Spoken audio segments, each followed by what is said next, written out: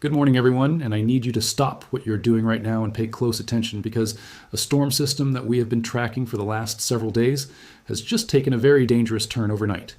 And the forecast has changed in a way that is going to affect millions of people across the central United States in a much more serious way than what most of you were probably expecting heading into today.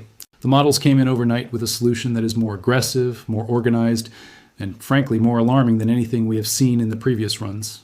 And the updates that have already started coming out of the Storm Prediction Center this morning reflect exactly how significantly the threat picture has shifted in the last 12 hours. We are not talking about a minor adjustment here. We are not talking about a small timing tweak or a slight shift in the storm track. We are talking about a forecast that has taken a dangerous turn in a direction that demands updated preparation from a lot of communities that thought they had a reasonable handle on what was coming. So let us get right into it because there is a lot to cover and the window to get prepared before this thing starts delivering is closing fast.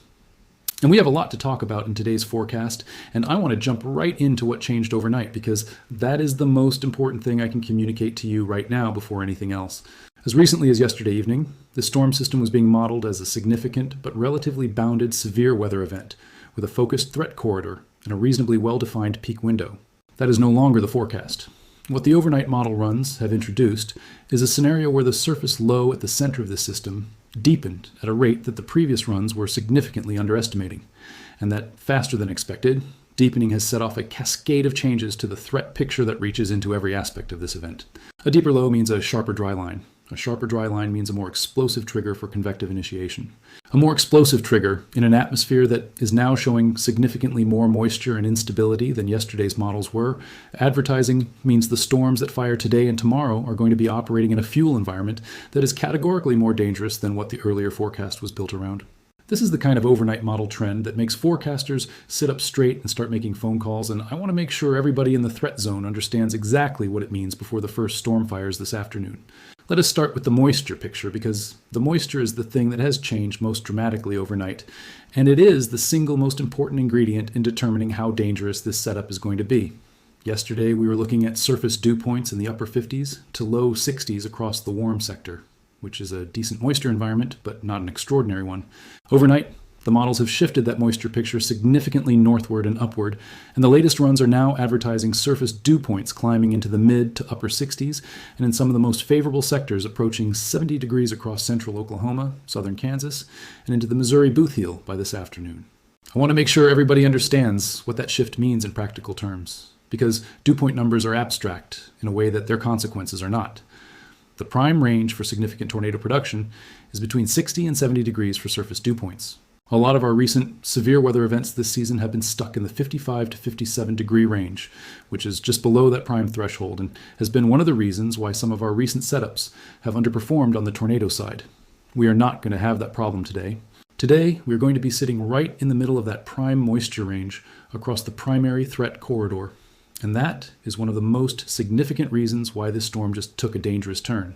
The Storm Prediction Center currently has a large slight risk of severe weather, level 2 out of 5, in place across a corridor stretching from central Minnesota and Wisconsin southward through Iowa, Nebraska, Kansas, Oklahoma, and into North Texas, including Oklahoma City, Tulsa, Wichita, Kansas City, and Des Moines. But here's what I need you to hear very clearly this morning. I think this gets upgraded before the afternoon outlook cycle is complete. The overnight model trend toward a deeper, faster, organizing low-pressure system, combined with the dramatic improvement in the moisture parameters, is exactly the kind of data that pushes an SPC outlook from a slight risk to an enhanced risk, and in some of the most favored areas, I would not be at all surprised to see the tornado probability contours increase significantly in the next outlook update. The ceiling for today's event has been climbing with every model run, and it has not stopped climbing yet. Now let me walk through the specific ways this dangerous turn has changed the threat picture for specific areas, because this is not a uniform upgrade across the entire risk zone, and I want to make sure people in the most dangerous corridors understand exactly what the models are now showing for their locations. The area I'm most concerned about this morning, the area that has seen the most dramatic increase in threat potential overnight, is a corridor running from the Ozarks of southern Missouri and northwest Arkansas northward through central Iowa and into southern Wisconsin. The high-resolution models have been sharpening a focused zone of extreme tornado potential in this corridor overnight. And the significant tornado parameter values, the models are now advertising for this area during the peak afternoon. And evening hours are running between 5 and 7 in some grid points, Those are not routine numbers. Those are the kind of numbers that show up on the days that produce long-track violent tornadoes, and I want everybody in southern Missouri, northwest Arkansas, central Iowa, and southern Wisconsin to treat today with the same level of seriousness they would give a day where the SPC has already issued a moderate risk. If you live anywhere near Springfield, Missouri, Joplin, Fort Smith, Des Moines, or Madison, Wisconsin, please have your shelter plan identified and ready to execute before noon today. Do not wait for the warnings to start going out to start thinking about where you're going to go. The timing of today's most dangerous window is also something that has shifted in the overnight model runs, and it is a shift that has significant implications for how people need to structure their day. Yesterday, we were looking at a peak severe weather window opening in the mid to late afternoon, roughly 4 to 6 in the evening, which gives people at least some daylight to work with and some time to finish their daily routines and get into safe locations. The overnight runs have pushed the initiation window earlier. The cap is now looking like it is going to break somewhere around noon to 2 in the afternoon across the primary threat corridor, which means the first supercells could be firing and producing significant hail and tornado warnings by 2 or 3 in the afternoon rather than 4 or 5. That is a 2 to 3 hour shift in the most dangerous window, and it is a shift that matters enormously for people who are planning to be in safe locations by 4 or 5, but who might not be there yet at 2 or 3. If you have any plans to be outside in the threat corridor this afternoon, I would strongly encourage you to be in a sturdy building with a reinforced interior room before noon. Not before 4, before noon. Because these storms are going to organize fast. You might only have 20 minutes from the first dark cloud to a full-blown tornado-warned supercell, and that is not enough time to be making decisions about where you're going to shelter. The overnight escalation of this threat also has a very specific and very dangerous implication for the overnight hours. And this is the piece of the dangerous turn that concerns me the most from a pure life safety standpoint. After the afternoon and evening supercell phase, the low-pressure system is going to continue deepening through the night, and the low-level jet that develops behind the departing supercells is forecast to achieve speeds that are going to make the overnight hours just as dangerous as the afternoon. When a low-level jet of that intensity overlaps with the squall line that is going to organize from today's afternoon discrete cells, the result is a prolific QLCS tornado-producing environment across the Ohio Valley and the Mid-South during the late evening and pre-dawn hours. Indianapolis, Cincinnati, Louisville, Nashville, this is specifically for you. The overnight squall line threat has gotten significantly more concerning in the overnight model runs, and the combination of a strong, low-level jet, extreme moisture, and a large organized squall line moving through your region between midnight and 5 in the morning is one of the most dangerous, severe weather scenarios possible. Overnight tornadoes are statistically more than twice as deadly as daytime tornadoes, and the reason is simple. People are asleep, the sirens go off, and windows are closed, and nobody hears them. The wireless emergency alert goes out, and the phone is on silent on the nightstand, and nobody sees it. Please make sure you have a way of being woken up tonight if a warning goes out for your location. A weather radio with battery backup on your nightstand is the gold standard. Your phone on maximum volume with wireless emergency alerts fully enabled is the minimum. And honestly, one of the best things you can do right now before these storms fire is get y'all call set up on every phone in your household. Because if a tornado warning drops for your exact GPS coordinates tonight, they are not going to send a push notification. They are going to call you directly on the phone until you answer it and get to shelter. That is the kind of redundancy that saves lives in overnight tornado events, and it costs less than $20 for a full year. Head to y'allcall.app right now and spend 5 minutes getting that protection in place before the afternoon initiation window opens.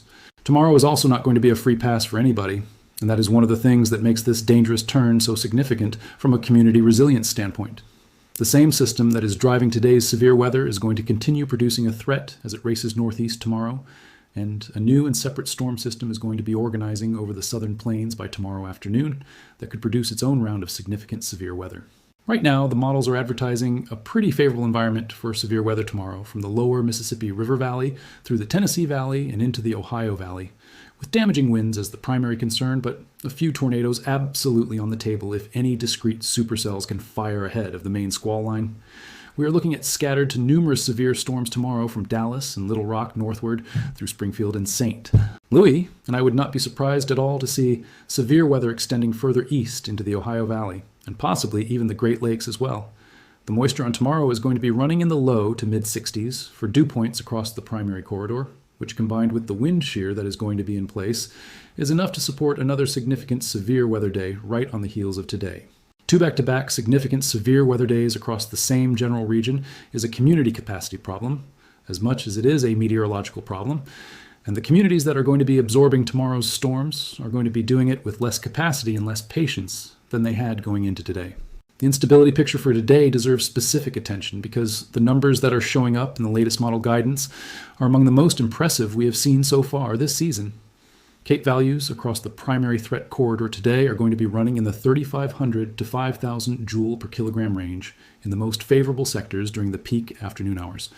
To put those numbers in context, a 1,000 joule environment produces hail and damaging winds. A 2,000 joule environment produces significant severe weather with a real tornado threat. A 3,500 to 5,000 joule environment in late April with the wind shear profiles we are looking at today is the kind of environment that produces the events that end up in the record books. The air aloft is going to be extraordinarily cold from the approaching trough, while the surface air is going to be hot and loaded with moisture. And that contrast is what gives storm updrafts the explosive vertical acceleration they need to produce violent rotating supercells almost immediately after initiation. Wind shear values across the primary corridor today are going to be running between 60 and 90 knots. And that is the kind of wind shear that spins storms up within minutes of initiation. This is not a maybe situation. I have very high confidence that we are going to see long-track rotating supercells today.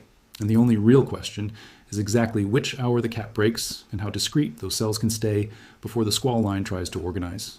The flash flooding dimension of this dangerous turn is also something that deserves serious attention, because the same moisture surge that is making the tornado environment so extreme today is also going to be loading the atmosphere with an extraordinary amount of precipitable water, and the storms that fire today are going to be capable of producing rainfall rates of 2 to 3 inches per hour in the most intense cells. The ground across parts of the lower Missouri Valley and the Arkansas River Basin is already holding more moisture than it wants to from previous rounds of active weather this month. And any storms that train over the same location today are going to produce flash flooding that rises with terrifying speed. If you encounter a flooded road today or tonight, please do not drive through it. 12 inches of flowing water is enough to sweep a passenger vehicle off the road, and 6 inches of fast-moving water can knock a full-grown adult off their feet. Turn around every single time without exception, because nothing on the other side of that flooded road is worth your life. In terms of the temperature picture around this dangerous turn, there is actually an interesting story developing behind the storm system that I want to make sure people are aware of. The cold front that is going to be driving today's severe weather is going to be bringing a significant and fairly dramatic temperature drop across the Great Plains Wednesday into Thursday, with temperatures falling 20 to 25 degrees behind the frontal passage in some areas. For communities that have been dealing with well above normal temperatures and the heat and humidity that has been fueling this active pattern, that cold shot behind the front is going to feel like a pretty significant change. But I want to be clear that the relief is going to be temporary because another warm air surge is already being advertised by the models for the end of the week, and that warm air surge is going to be the fuel for the next round of severe weather that is already starting to show up in the extended guidance for Friday and into the weekend. We are going to be on a genuine temperature roller coaster over the next 7 to 10 days, and every time that warm air comes back, it is going to be bringing another severe weather setup with it. Here is the bottom line for today and the next several days. Today, large slight risk trending toward a potential enhanced risk upgrade across the primary corridor from southern Missouri and northwest Arkansas, northward through central Iowa and southern Wisconsin, with the cap breaking between noon and 2 in the afternoon. Long-track violent tornadoes possible if discrete supercells can stay organized during the peak window of 2 to 7 this evening.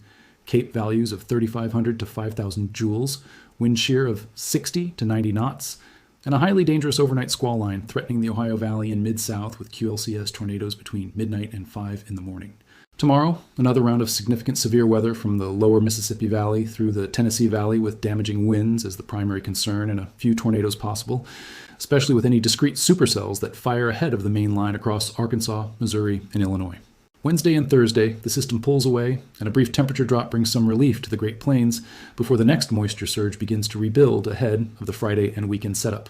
Make sure you are subscribed to the channel and have the bell icon clicked so you are notified with every update, because I plan on having a video every single day for the next 7 days as this pattern continues to unfold, and I am going to be live this afternoon from the first storm initiation through the overnight squall line. The weather just took a dangerous turn, and the time to act on that information is right now. We will see you in the next one.